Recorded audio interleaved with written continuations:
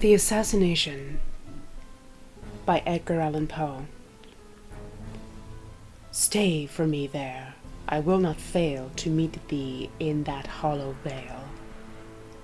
Exequy on the Death of His Wife by Henry King, Bishop of Chester. Ill-fated and mysterious man, bewildered in the brilliancy of thine own imagination, and fallen in the flames of thine own youth. Again, in fancy I behold thee. Once more thy form hath risen before me. Not, oh, not as thou art, in the cold valley and shadow, but as thou shouldst be, squandering away a life of magnificent meditation in that city of dim visions, thine own Venice, which is a star-beloved Elysium of the sea, and the wide windows of whose Paladine palaces look down with a deep and bitter meaning upon the secrets of her silent waters. Yes, I repeat it, as thou shouldst be. There are surely other worlds than this, other thoughts than the thoughts of the multitude, other speculations than the speculations of the sophist. Who then shall call thy conduct into question? Who blame thee for thy visionary hours, or denounce those occupations as a wasting away of life, which were but the overflowings of thine everlasting energies? It was at Venice, beneath the covered archway, there called the Ponti Sopporiti, that I met for the third or fourth time the person of whom I speak. It is with a confused recollection that I bring to mind the circumstances of that meeting. Yet I remember, how shall I forget? The deep midnight, the bridge of sighs, the beauty of women, and the genius of romance that stalked up and down the narrow canal. It was a night of unusual gloom. The great clock of the piazza had sounded the 5th hour of the Italian evening. The square of the Campanile lay silent and deserted, and the lights of the old ducal palace were dying fast away. I was returning home from the piazza by way of the Grand Canal, but as my gondola arrived opposite the mouth of the Canal San Marco, a female voice from its recesses broke suddenly upon the night, in one wild, hysterical, and long-continued shriek. Startled at the sound, I sprang upon my feet, while the gondolier, letting slip his single oar, lost it in the pitchy darkness beyond a chance of recovery, and we were consequently left to the guidance of the current, which here sets from the greater into the smaller channel. Like some huge and sable-feathered condor, we were slowly drifting down towards the Bridge of Sighs, when 1,000 flambeaux flashing from the windows and down the staircases of the ducal palace turned all at once that deep gloom into a livid and preternatural day. A child, slipping from the arms of its own mother, had fallen from an upper window of the lofty structure into the deep and dim canal. The quiet waters had closed placidly over their victim, and, although my own gondola was the only one in sight, many a stout swimmer already in the stream was seeking in vain upon the surface the treasure which was to be found, alas, only within the abyss. Upon the broad black marble flagstones at the entrance of the palace, and a few steps above the water, stood a figure which none who then saw could have ever since forgotten. It was the Marchesa Aphrodite, the adoration of all Venice, the gayest of the gay, the most lovely where all were beautiful, but still the young wife of the old and intriguing Mettoni, and the mother of that fair child, her first and only one, who now deep beneath the murky water was thinking in bitterness of heart upon her sweet caresses, and exhausting its little life in struggles to call upon her name. She stood alone. Her small, bare, and silvery feet gleamed in the black mirror of marble beneath her. Her hair, not as yet more than half loosened for the night from its ballroom array, clustered amid a shower of diamonds, round and round her classical head, in curls like those of a young hyacinth. A snowy white and gauze-like drapery seemed to be nearly a sole covering to her delicate form, but the midsummer and midnight air was hot, sullen, and still, and no motion in the statue-like form itself stirred even the folds of that raiment of varied vapor which hung about it as the heavy marble hangs around the Niobe. Yet, strange to say, her large, lustrous eyes were not turned downwards upon the grave wherein her brightest hope lay buried, but riveted in a wildly different direction. The prison of the old republic is, I think, the stateliest building in all Venice. But how could that lady gaze so fixedly upon it, when beneath her lay stifling her only child? Yon dark, gloomy niche, too, yawns right opposite her chamber window. What, then, could there be in its shadows, in its architecture, in its ivory-wreathed and solemn cornices, that the Marchionessa di Montoni had not wondered at 1,000 times before? Nonsense! Who does not remember that, at such a time as this, the eye, like a shattered mirror, multiplies the images of its sorrow, and sees in innumerable far-off places the woe which is close at hand? Many steps above the Marchionessa, and within the arch of the water-gate, stood, in full dress, the satyr-like figure of Montoni himself. He was occasionally occupied in thrumming a guitar, and seemed ennuyé to the very death, as at intervals he gave directions for the recovery of his child. Stupefied and aghast, I had myself no power to move from the upright position I had assumed upon first hearing the shriek, and must have presented to the eyes of the agitated group a spectral and ominous appearance, as with pale countenance and rigid limbs I floated down among them in that funeral gondola. All efforts proved in vain. Many of the most energetic in the search were relaxing their exertions and yielding to a gloomy sorrow. There seemed but little hope for the child. How much less then for the mother? But now, from the inner of that dark niche, which has been already mentioned as forming a part of the old Republican prison, and as fronting the lattice of the Marchionessa, a figure muffled in a cloak stepped out within reach of the light, and, pausing a moment upon the verge of the giddy descent, plunged headlong into the canal.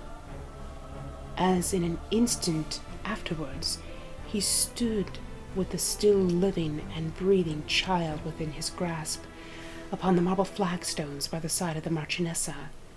His cloak, heavy with the drenching water, became unfastened, and, falling in folds about his feet, discovered to the wonder-stricken spectators the graceful person of a very young man, with a sound of whose name the greater part of Europe was then ringing. No word spoke the deliverer, but the Marchionessa. She will now receive her child. She will press it to her heart. She will cling to its little form and smother it with her caresses. Alas, another's arms had taken it from the stranger. Another's arms have taken it away. and borne it afar off, unnoticed, into the palace. And the Marchionessa, her beautiful lip trembles. Tears are gathering in her eyes, those eyes which, like Plithne's acanthus, are soft and almost liquid. Yes, tears are gathering in those eyes. And see, the entire woman thrills throughout the soul, and the statue has started into life. The pallor of the marble countenance, the swelling of the marble bosom, the very purity of the marble feet, we behold suddenly flush over with a tide of ungovernable crimson, and a slight shudder quivers about her delicate frame, as a gentle air at Napoli about the rich silver lilies in the grass. Why should that lady blush? To this demand there is no answer, except that, having left, in the eager haste and terror of a mother's heart, the privacy of her own boudoir, she has neglected to ethereal her tiny feet in their slippers, and utterly forgotten to throw over her Venetian shoulders that drapery which is their due. What other possible reason could there have been for her so blushing? And for glance of those wild, appealing eyes, for the unusual tumult of that throbbing bosom, for the convulsive pressure of that trembling hand, that hand which fell as Mattoni turned into the palace, accidentally, upon the hand of the stranger. What reason could there have been for the singularly low tone of those unmeaning words which the lady uttered unhurriedly in bidding him adieu? "Thou hast conquered," she said, or the murmurs of the water deceived me. "Thou hast conquered. 1 hour after sunrise we shall meet, so let it be."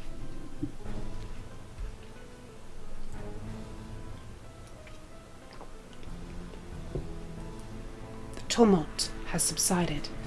The lights had died away within the palace, and the stranger, whom I now recognized, stood alone upon the flags. He shook with inconceivable agitation, and his eye glanced around in search of a gondola. I could not do less than offer him the service of my own, and he accepted its civility. Having obtained an oar at the water grate, we proceeded together to his residence, while he rapidly recovered his own self-possession, and spoke of our former slight acquaintance in terms of great apparent cordiality. There are some subjects upon which I take pleasure in being minute. The person of the stranger, let me call him by this title, who to all the world was still a stranger. The person of the stranger is one of these subjects. In height he might have been below rather than about the medium size, although there were moments of intense passion when his frame actually expanded and belied the assertion. The light, almost slender symmetry of his figure promised more of that ready active which he evidenced at the Bridge of Sighs than of that Herculean strength which he has been known to wield without an effort upon occasions of more dangerous emergency.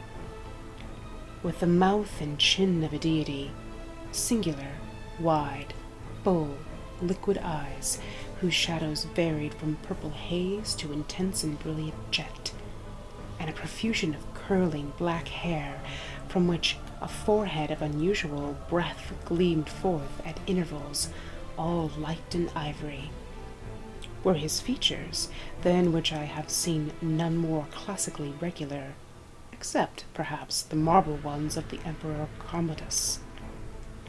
Yet his countenance was, nevertheless, one of those which all men have seen at some period in their lives, and have never afterwards seen again. It has no peculiar, it had no settled, predominant expression to be fastened upon the memory, a countenance seen and instantly forgotten. But forgotten with a vague and never-ceasing desire of recalling it to mind. Not that the spirit of each rapid passion failed at any time to throw its own distinct image upon the mirror of that face, but that the mirror-like, retained no visage of the passion when the passion had departed.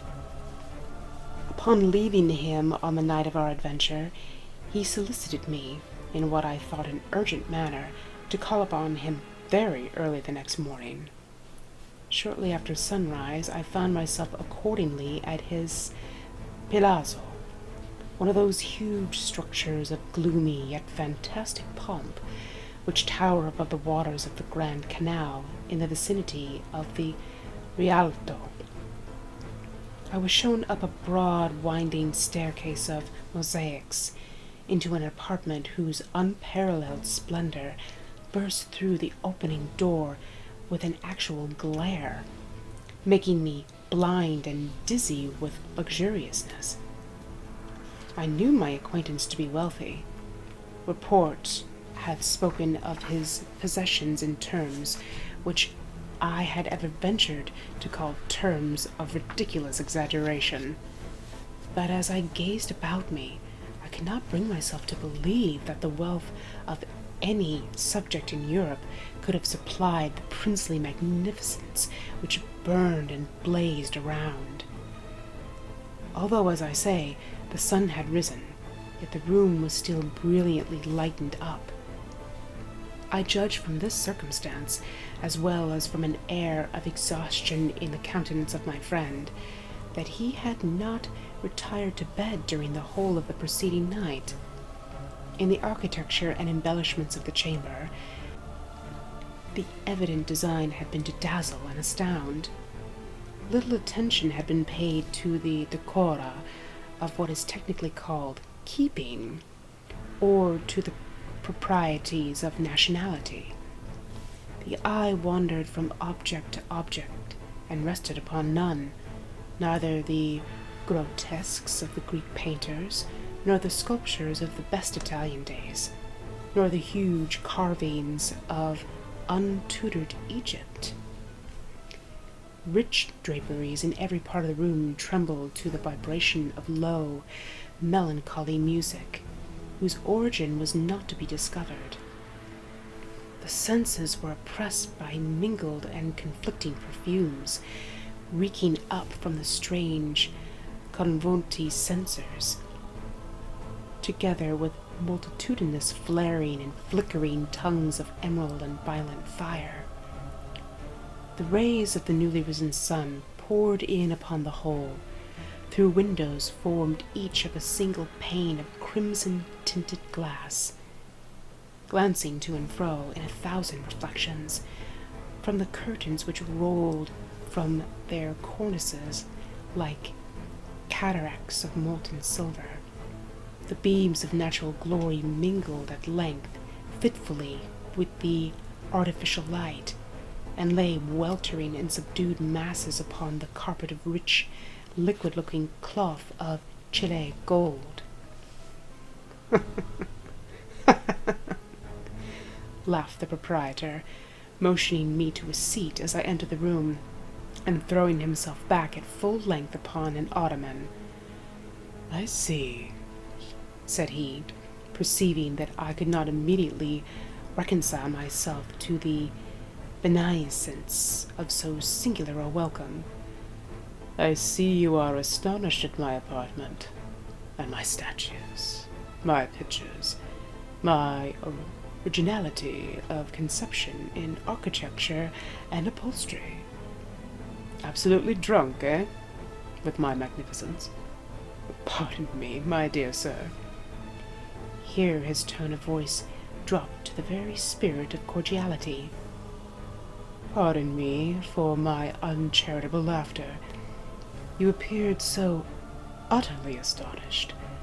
Besides, some things are so completely ludicrous that a man must laugh or die.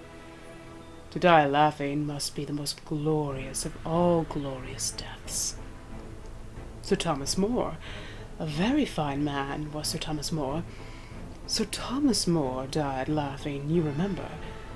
Also in the absurdities of Ravistas texture, there was a long list of characters who came to the same magnificent end. Do you know, however, continued he musingly, that at Sparta, which is now Parsiorgi, at Sparta, I say, to the west of the citadel, among the chaos of scarcely visible ruins, is a kind of source upon which are still legible the letters AAM. They are undoubtedly part of TEAAEMA.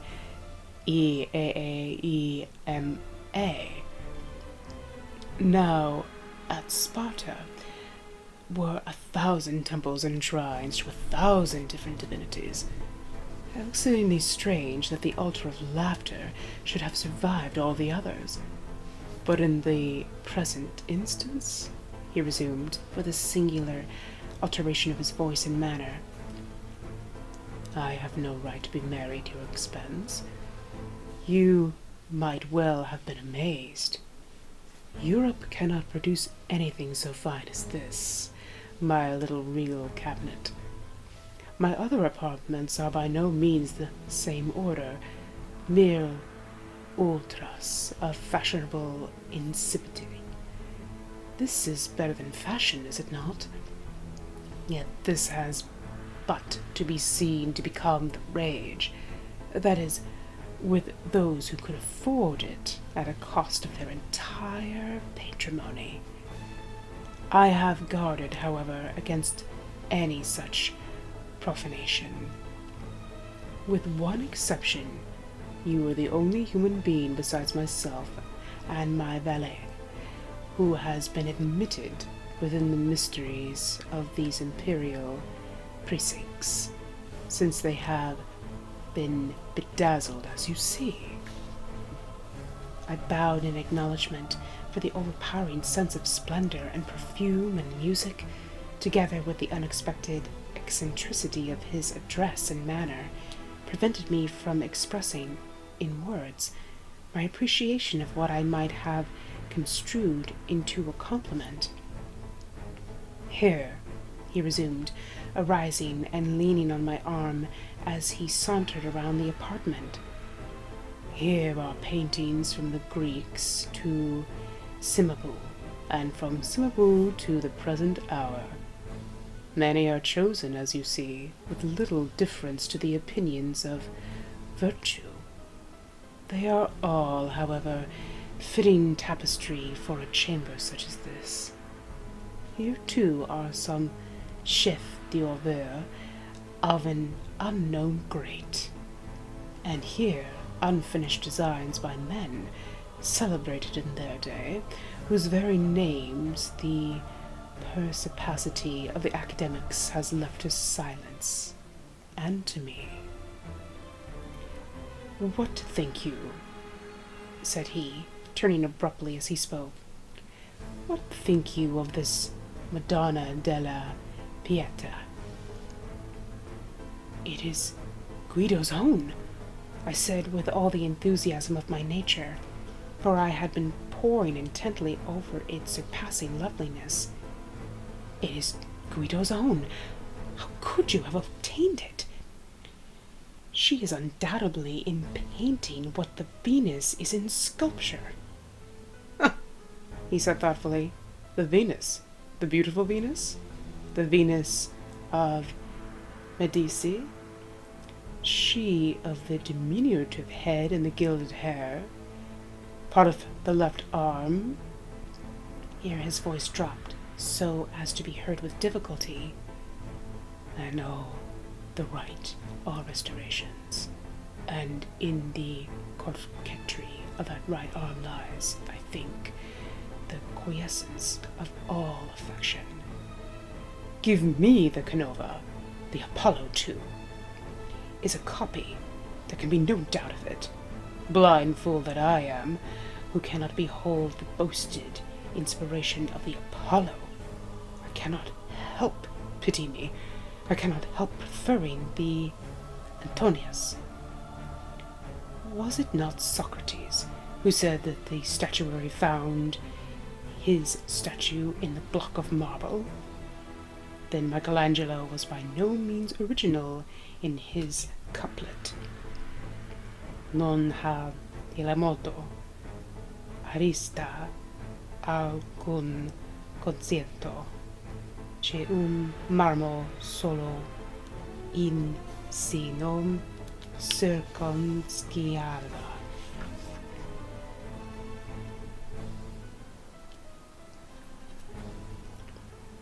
It has been, or should be remarked, that, in the manner of a true gentleman, we are always aware of the difference from the bearing of the vulgar, without being at once precisely able to determine in what such difference consists.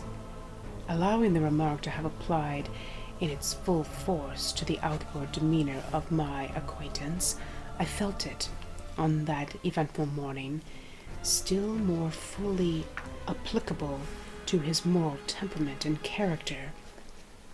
Nor can I better define that peculiarity of spirit which seemed to place him so essentially apart from all other human beings, than by calling it a habit of intense and continual thought, pervading even his most trivial actions, intruding upon his moments of dalliance, and interweaving itself with his very flashes of merriment, like adders which writhe out from the eyes of the grinning masks in the cornices around the temples of Xipolis.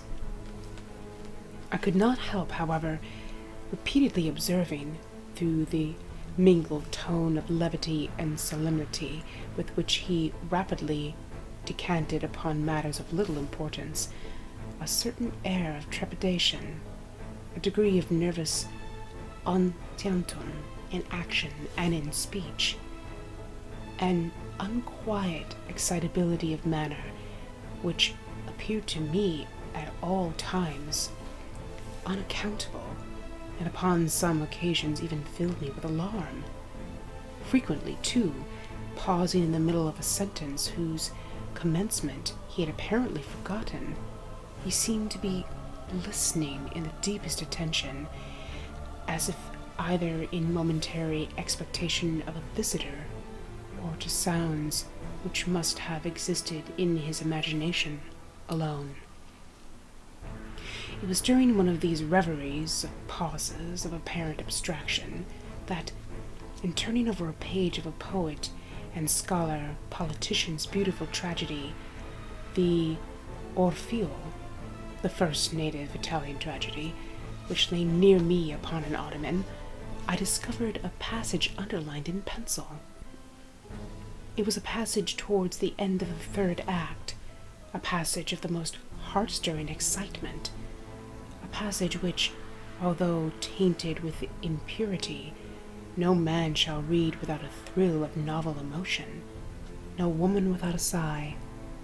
The whole page was blotted with fresh tears, and upon the opposite interleaf were the following English lines, written in a hand so very different from the peculiar characters of my acquaintance, that I had some difficulty in recognizing it as his own. Thou wast that all to me, love, for which my soul did pine, a green isle in the sea, love, a fountain and a shrine, all wreathed with the fairy fruits and flowers, and all the flowers were mine. Ah, dream too bright to last, ah, starry hope that didst arise but to be overcast, a voice from out of the future cries, onward, but o'er the past dim gulf my spirit hovering lies, mute, motionless, aghast. For alas, alas, with me the light of life is o'er. No more No more, no more. Such language holds the solemn sea to the sands upon the shore. Shall bloom the thunder-blasted tree, or the stricken eagle soar?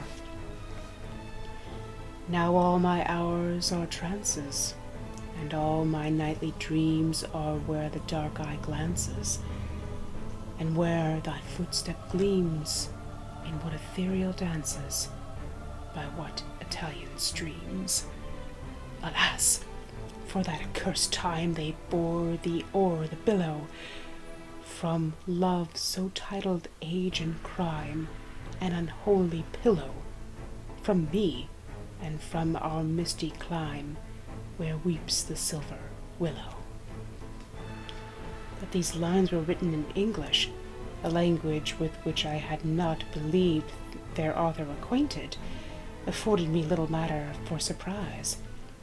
I was too well aware of the extent of his acquirements, and of the singular pleasure he took in concealing them from observation, to be astonished at any similar discovery. But the place of date, I must confess, occasioned me no little amazement. It had been originally written London, and afterwards carefully overscored, not, however, so effectually as to conceal the word from my scrutining eye.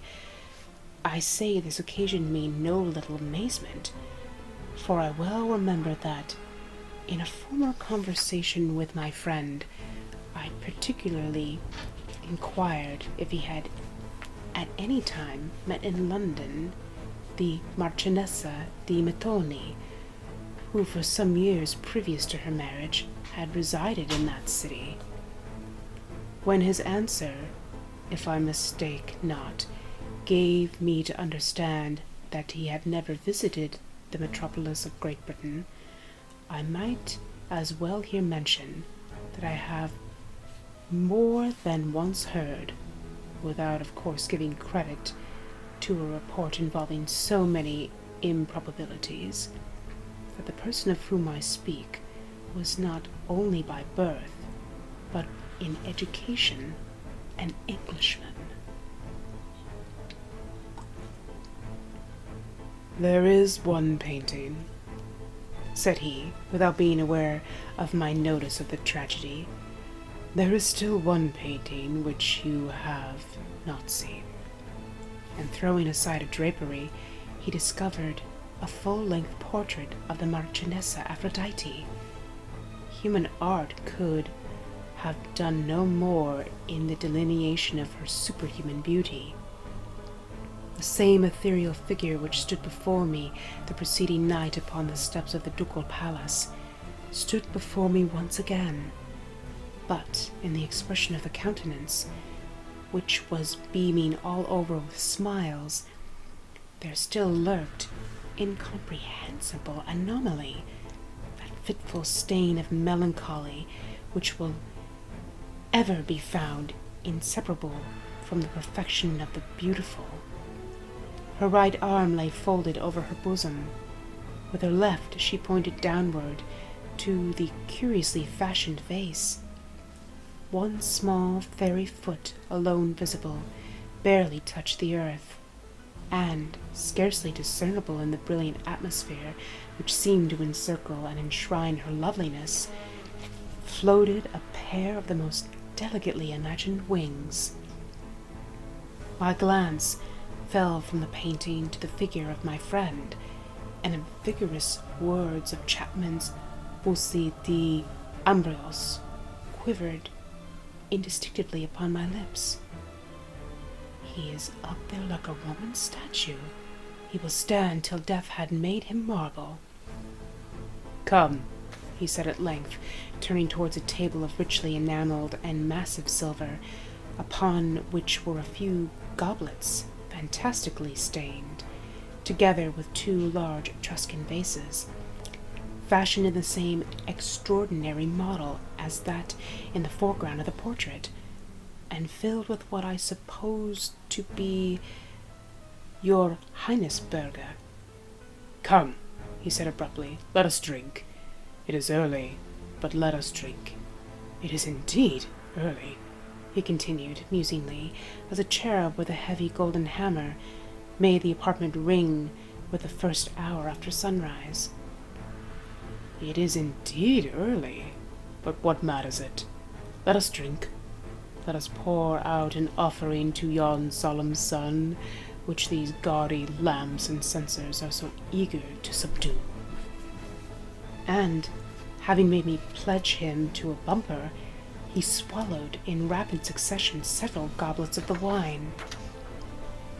"To dream," he continued, resuming the tone of his desultory conversation, as he held up to the rich light of the censer one of the magnificent vases.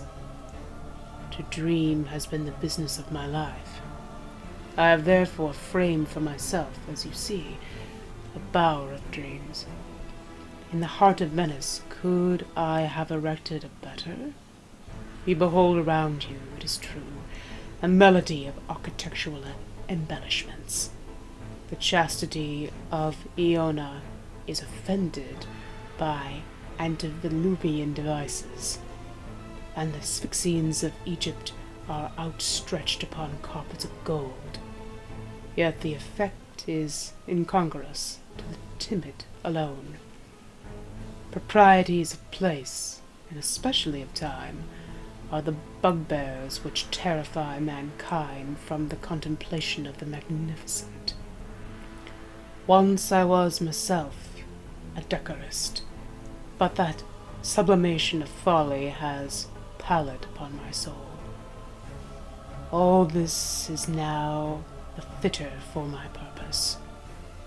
Like these arabesque censers, my spirit is writhing in fire, and the delirium of this scene is fashioning me for the wider visions of that land of real dreams, whither I am now repeatedly departing."